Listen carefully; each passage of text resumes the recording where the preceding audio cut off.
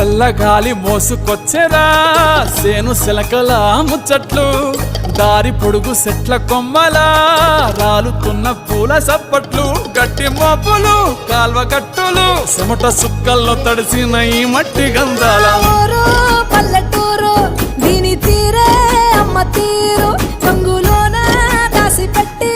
కొడుకుకిచ్చే ప్రేమ వేరు